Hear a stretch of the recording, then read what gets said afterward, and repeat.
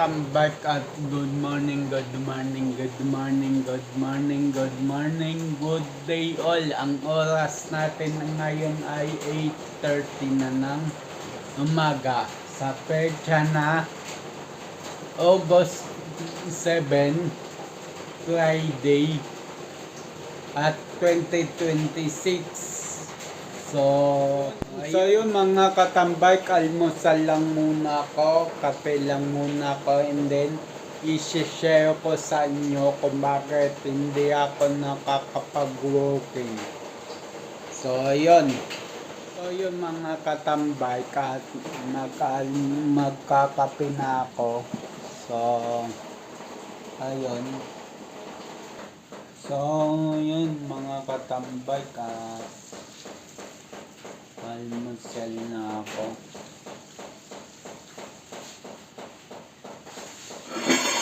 So itong itlog lang yung almusal ko. So yun, kailangan ko ng protein kasi kagabi nag-carbs ako.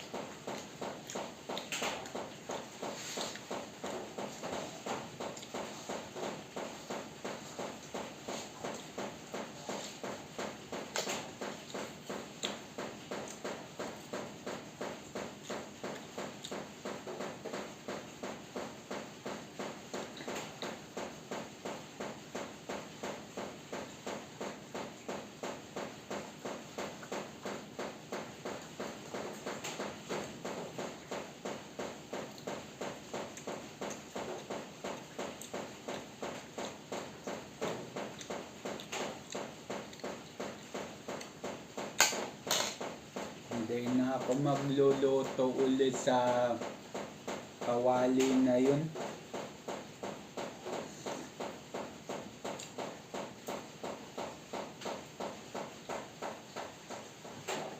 Hindi maganda paglutuan. Naninira ng siyense.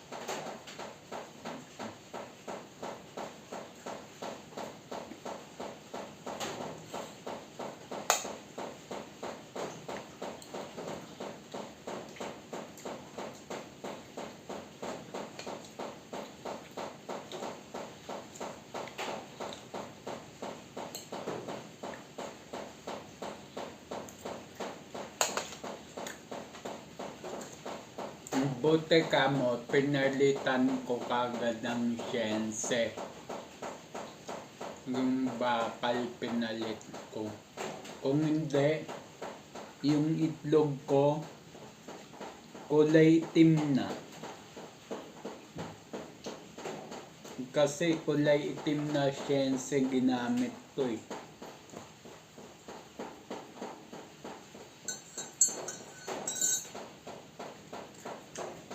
Hindi siya bakal, plastic.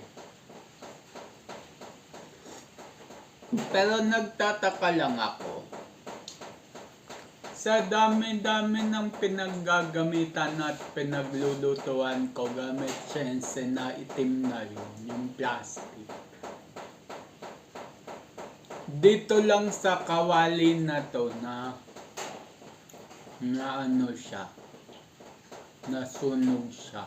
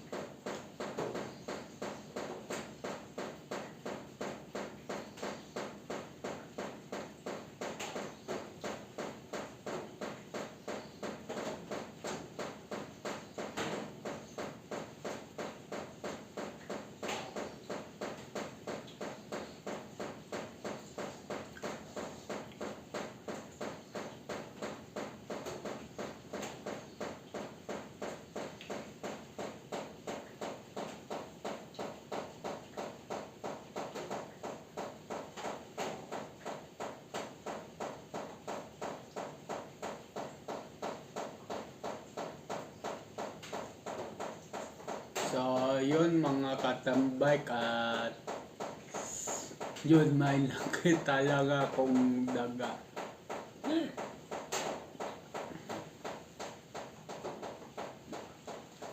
So, yun. Ubos na ang aking itlog.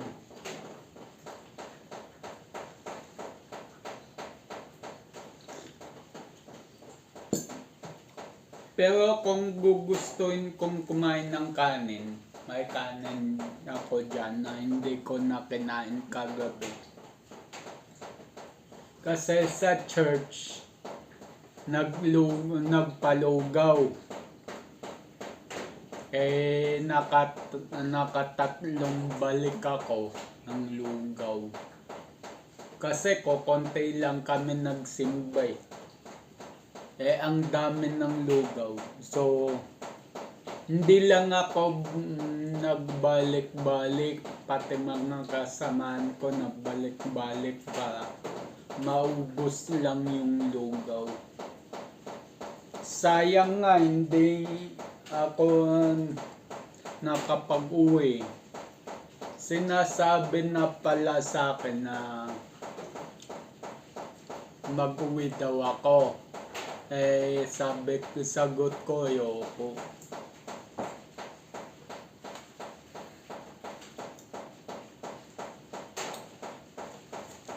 Kasi lumapot. Pagka inuwi ko pa yun, titigas na yun. So, nag-decide na ako na tumanggi.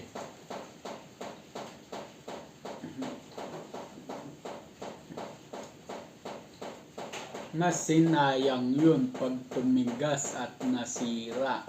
Masinayang yun. Ngayon, inubos na lang namin yung lugaw. So, nakatatlong balik ako. Yung isa kong kasama lalo na yung pastor namin, naka-4 na balik na yata siya sa lugaw. Ang sarap tapos ang crispy pa ng bawang. Hindi siya typical na nabibili na bawang, fried bawang sa palengke. Talagang pre-fried nila. Kaya nandun pa yung katas ng mantika Nandun pa So, hinalo ko yun sa lugaw. Sarap din. Medyo lumabnaw konting-konti nung napatakan siya ng mantika ng bawang.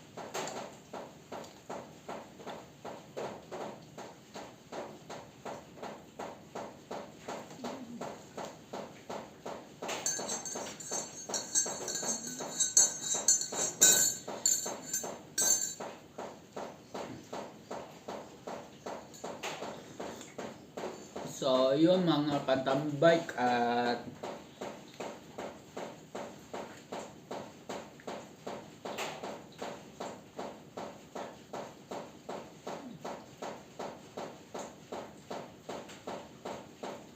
so yun sa mga katambay dyan na kilala ko na nakakasalamuha na ako.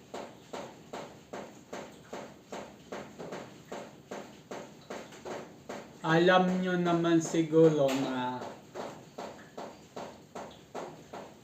hindi yung halimbawa ito kagabi sa church, maaga kong dumating kung anong sinabing oras, agahan kong konti. Halimbawa, kunyari, 7:30 ang start ng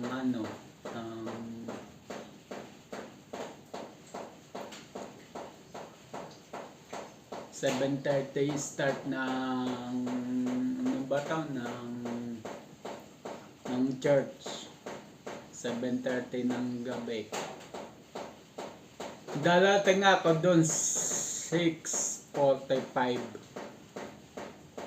So ako pa yung una sa ano. Kasi ayoko na kasi maulit yung hindi ko to sinabi sa mga previous vlogs ko mga katambay. Noon ako nagtatrabaho. Miski magulang ko, miski kapatid ko. Dalawang kapatid ko, nanay tatay ko. Hindi alam to. At wala akong pinagsabihan nito. Kayo pa lang ang una sa first na makakaalam. So, ang nangyari kasi,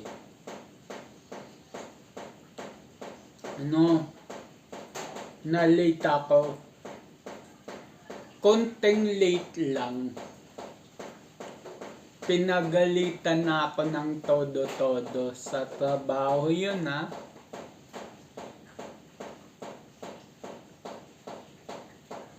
Hindi ko naman tandaan kung saan sa trabaho. Sa Comelec ba? Sa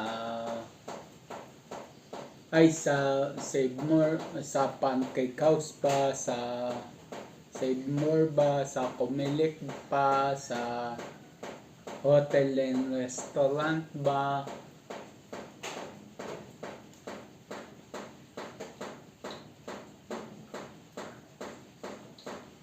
Actually, yung tumagal na trabaho sa akin, Save More, tsaka Comelec. Yung Pancake House, tsaka Hotel and Restaurant, kumbaga, event lang namin, So, may sinalian kasi kong society.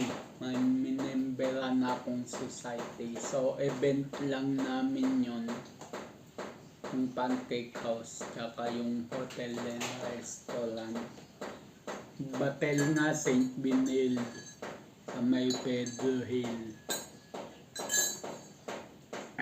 So, event lang yun. Hindi talaga ako nagtrabaho dun. Pero bayad kami dun. Yung society na nabayad sa amin dun. Bayad kami dun. Yung sa sa Pancake House, parang 3 araw. Sa Hotel and Restaurant naman, Batel, 2 araw. So, yun. Ang natandaan ko pa yun sa Pancake House, hindi ako Katoliko pa ako yun. Hindi ako nakasimba ng Katolik. Dahil inuna ko nga yun yung sa trabaho, sa event.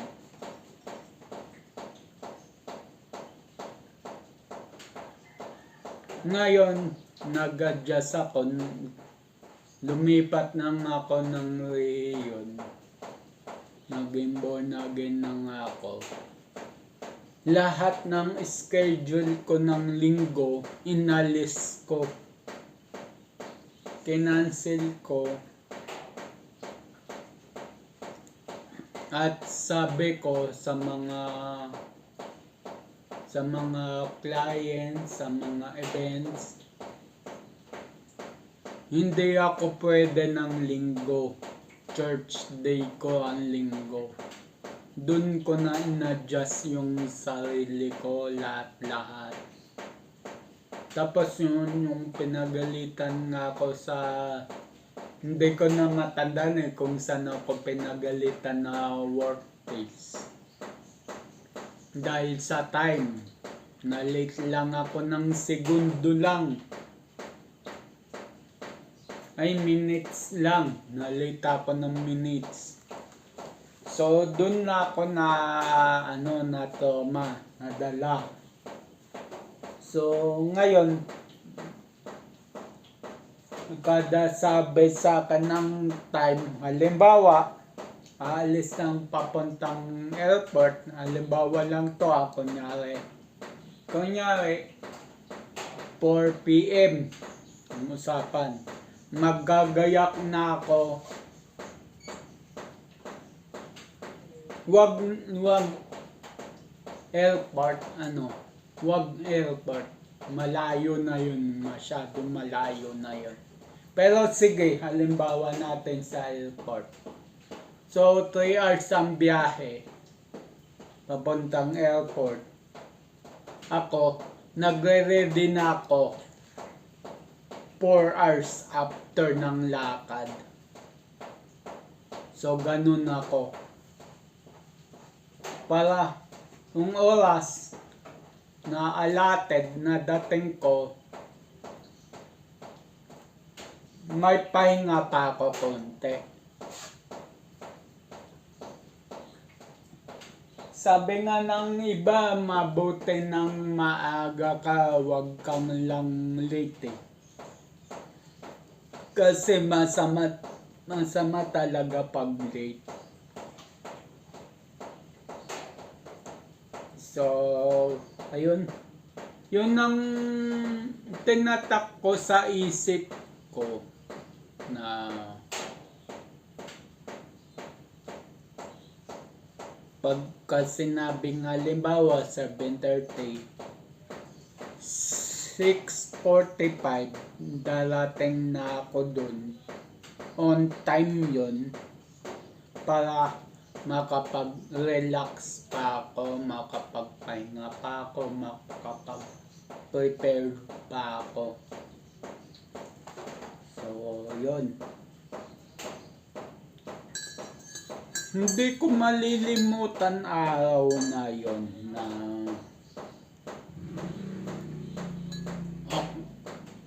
October 5, 2019. Sa yung oras na 3 PM. Ay, 3 PM tuloy. 11 AM. So, pinagalitan ako. Ang oras talaga namin doon sa trabaho na yun, 11 AM. Dumating ako 11:30. So, pinagalitan ako talaga.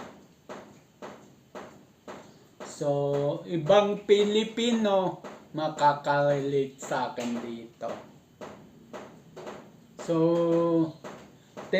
simula yun, tinatak ko na sa isip ko na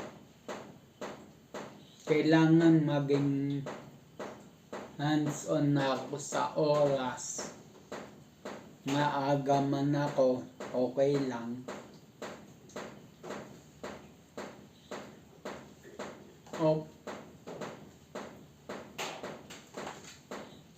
Pagka sinabing 11 o'clock, 10 o'clock, aalis na ako.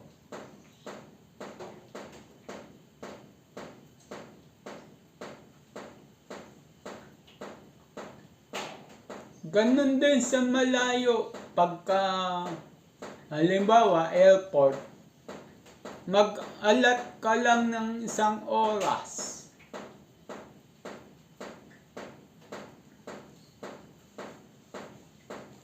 So, yun.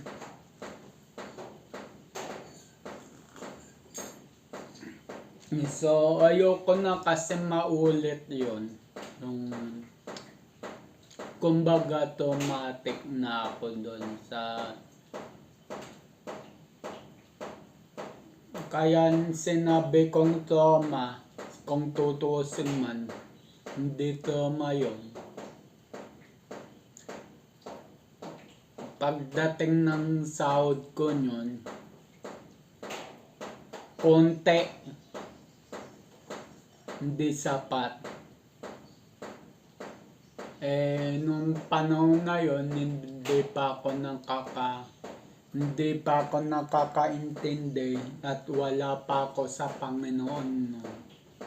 So nagtampo ko. Ginawa ko, nung nakita kong expire na yung ID, member ID ko sa society na yun, hindi na ako nag-renew. Hindi na.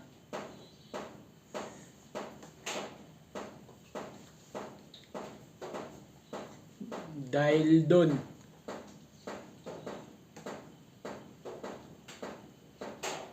dati sa society na yun, no, nandun ako ang lakas ko sa trabaho, sa event.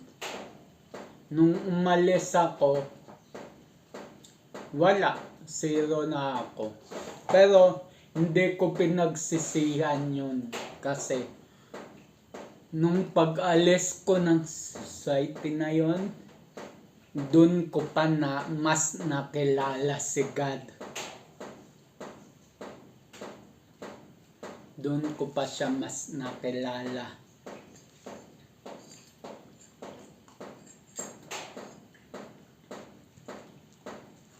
Dati nung nasa society pa ako, halos wala akong time kay God noon. Puro trabaho, gala dito, gala dun. Nung umalis ako ng society, at may nag-aya sa akin yung katabing bahay ko nga, hindi na ako nagdalaw. Actually, pangatlong aya niya na sa akin. Nung unang aya niya sa akin, nagda-doubt pa ako. Kasi nga, Katolik pa ako nun. Hindi lang ako pala simba nun. Kasi, sa isip-isip ko nun, dagdag sa oras ko yan. Kung magsisimba. Pero doon ako nagkamali. Nung simulang nalipat ako ng born again, doon ako nagkamali. Maling-mali ko doon. Nung pangalawang aya sa akin ng kapitbahay ko, doon na, nagdalawang isip na ako.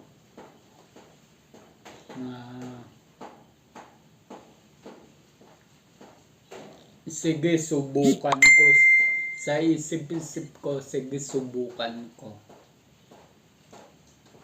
And that time na yon, nagpatawag yung hepe namin sa Marshall dito sa Inam ng Buhay. Nagpatawag, wala siya hindi siya nakapasok. Kami nagayos ang traffic dyan sa simbahan ng Inam ng Buhay dati. Sinabi sa akin ng opisina ng simbahan na, Mr. Talok, pabilang mo nga mga marshal kasama ka at bibigyan kayo ng ayuda ni Mayora. E di binilang ko yung mga naka-duty. So, ito yun. Hindi ko malilimutan araw na to Hindi ko malilimutan.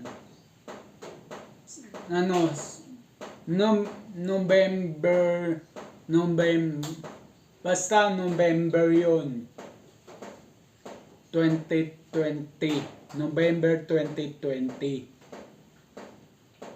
Ay, hindi. November 2019. Kakatapos ko lang kasi magtrabaho nyo.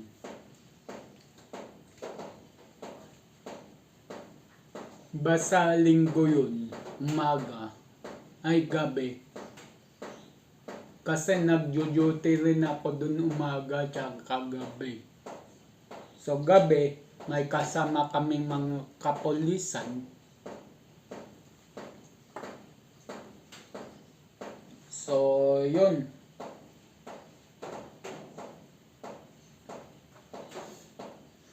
binilang ko lahat ng naka-duty marshal. And then, yung kasama ko, nagsumbong sa hepe namin nung dumating.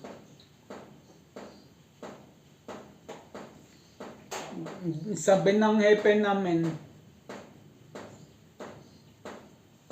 dapat daw isama kahit hindi naka-duty. Sabi ko, ha? Ano yun? Tsaka ipapamigay ni Mayora frozen goods. Masisira yun. Hindi ko inisip na kikatungin yun ng hepe namin eh. So, ako nabaliktad sa office. Ako pinagalitan ng hindi naman sa pinagalitan, pinagsabihan ng office dahil nga sa mga kasama kong bida-bida. So ginawa ko, ang tindi ng tampo ko. Umalis ako. Yung blazer ko ng pang-martial, yung mga uniform ko, pinapamigayan ko na sa mga kasamaan ko malalapit sa akin. Yung iba, tinapon ko na kasi lumang-luma na. Yung iba, sinunog ko na. Galit na galit ako yun. Tapos, yung mga kasamaan ko sa kursilyo, lahat sila nagulat. Bakit ako nagkaganon? So, pinaliwanag ko lahat. Sabi nila sa akin, alam mo, Conan, tama ka naman eh. Sila mali.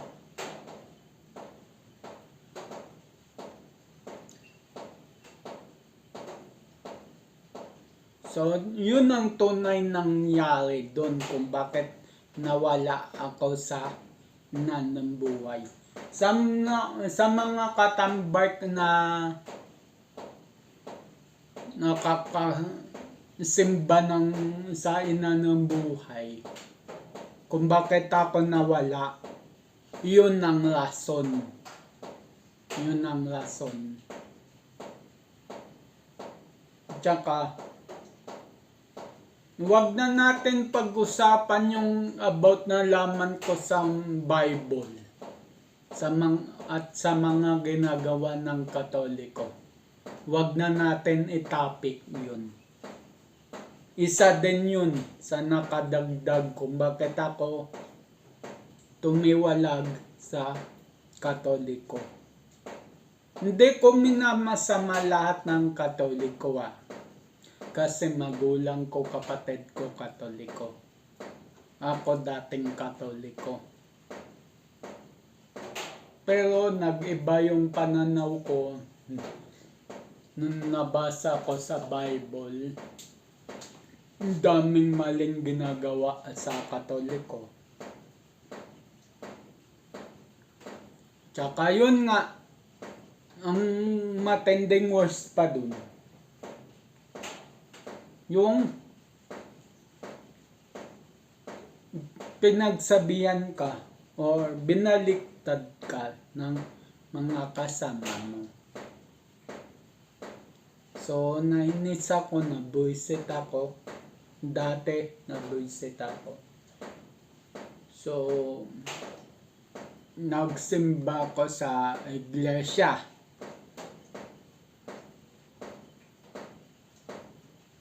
Nang lamig sila sa akin, ewan ko kung bakit. Nagsimba ko sa Mormons. Ewan ko kung bakit nang lamig sa akin. Nagsimba ko sa, ito nga, sa born again. Dito ako tumagal.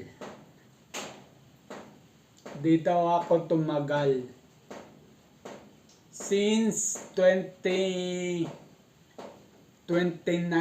ng December, nasa born again na ako.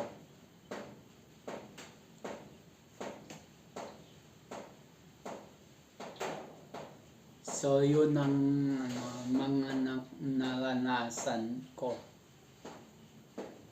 Yung sa Mormons, tumagal lang ako ng 2 months. Naka-4 na simba lang ako sa kanila. 4 na linggo. Ay hindi! 2 months pala. So, ewan ko ilang linggo yun.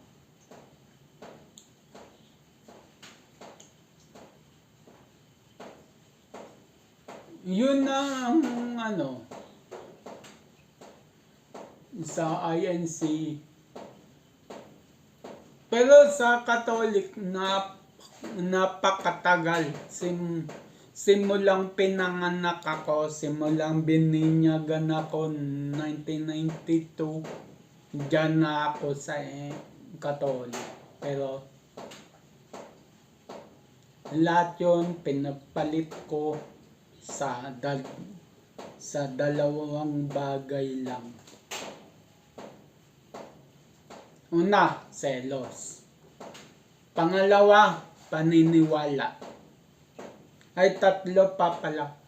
Pangatlo, yung mga aral.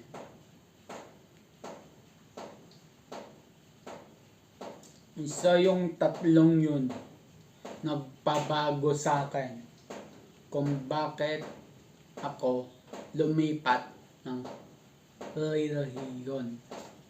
So yun, at tapos na ako magkape.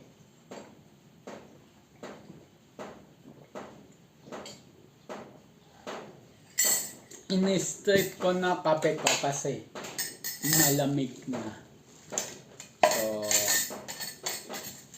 ayun. At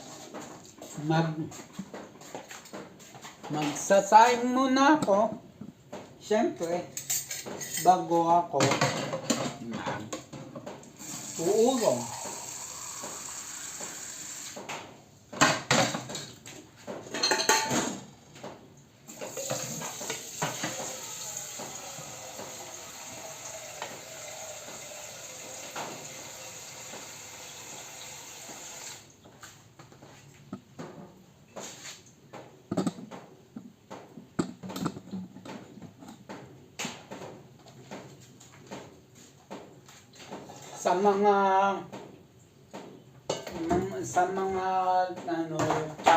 Sa mga tsahin ko dyan na Katolik, saka sa pinsan kong Katolik, pasensya na po.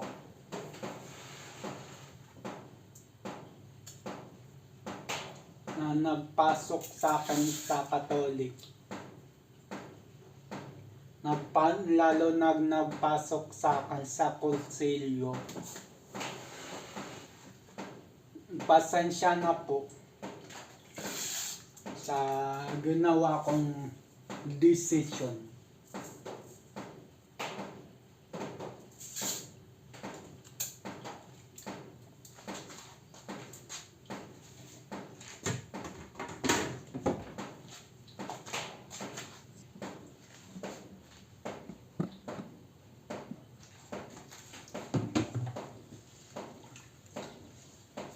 Sana maintindihan nyo ako kung bakit ko yun ginawa.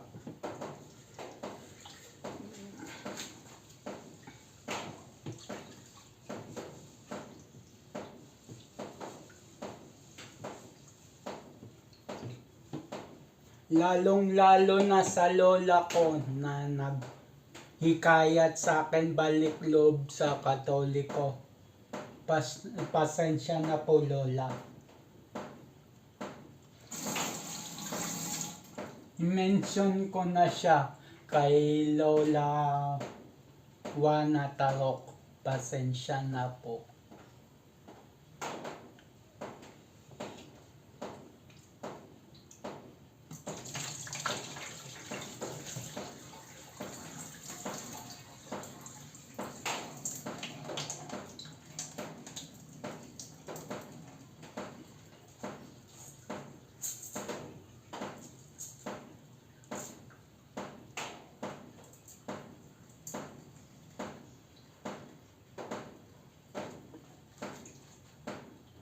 Pero yung hindi ko i-mention yung sharing ko, tsaka yung pinsan ko. Kasi, minessage ko na sila nung una pa lang. Ayaw nilang magpabanggit. And then, nirespeto ko. Nag-sorry naman ako sa kanila personally. At okay lang daw sa kanila.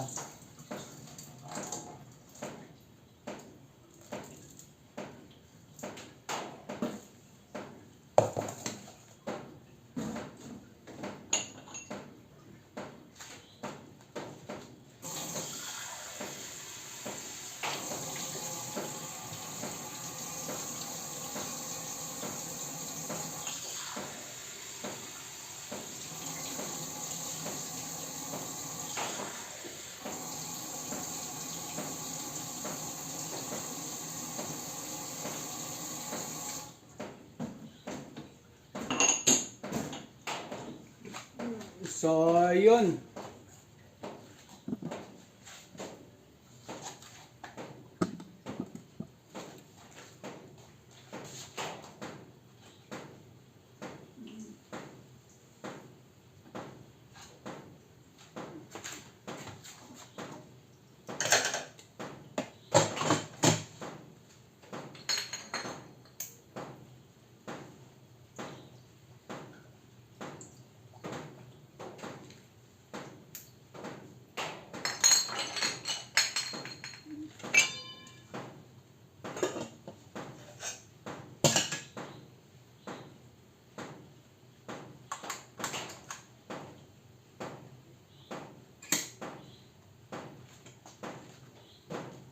So, yun.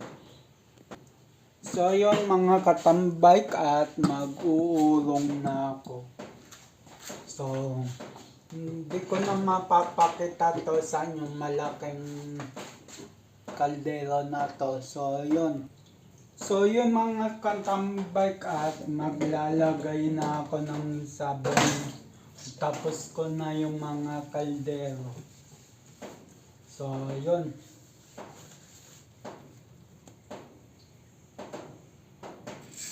Kala ko tumutulo na yung gripo ko, kabago-bago lang ito eh.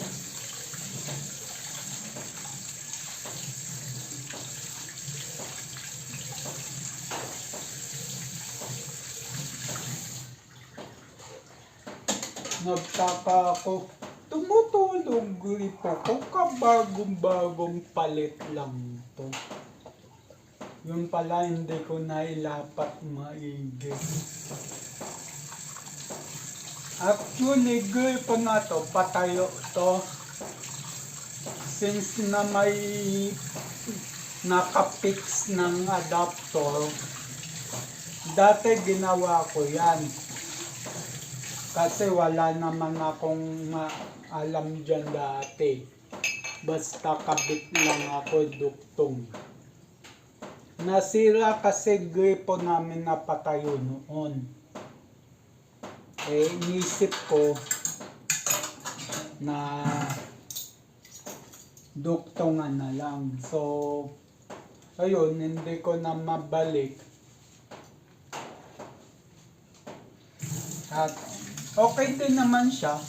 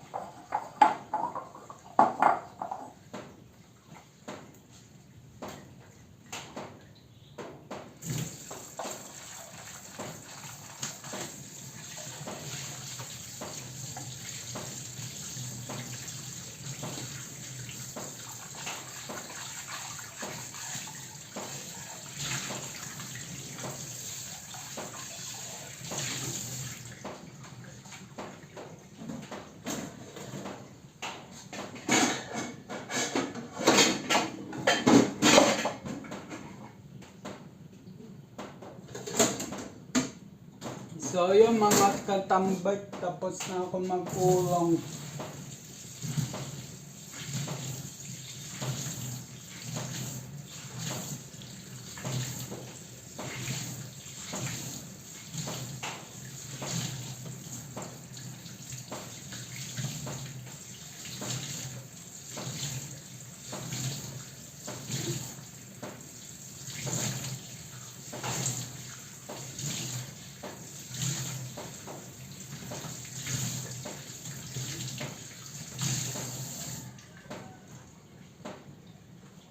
So yun mga katambay, inalis ko lang yung sabon ng Scotch Brite dahil yun mamamaho nga. So ayun, at mag-ipon uli ko ng tubig inumin. So yun, at wala nang laman yung tubigan ng aking utol.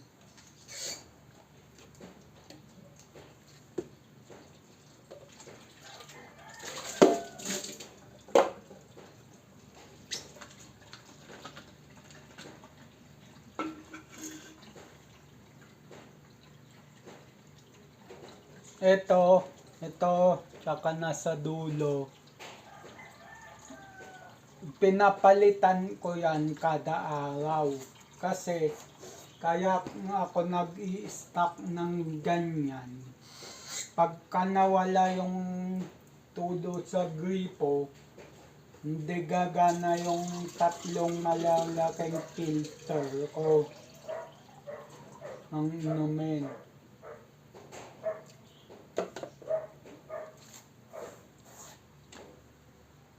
Para may supply pa rin ng inumin kahit mawala yung tulo ng sa gripo.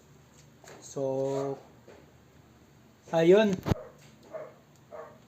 So, ayun mga katambay kung bakit hindi ako naka-walking kanina dahil ang lakas na ng ulan. So yun, at yun mga katambay, dito na ako magpapaalam. So yun mga katambay, ang oras natin ay 9:45 na ng umaga sa petsa na August 7, Friday 2026. So yun, abang na lang sa next vlog. Next upload. Just always keep safe. God bless. And then bye-bye. Matthew 21 verse 22. Pray, believe, receive. At Luke 18 verse 1. Always pray and never give up. Yung sa Luke 18 verse 1. Always pray and never give up. Lagi ka magdasal. Huwag kalimutan magdasal. At kahit anuman sa pagsubok sa buhay, wag natin susukuan, laban lang. At iwas din sa mga negative vibes. So ayun, at bye-bye.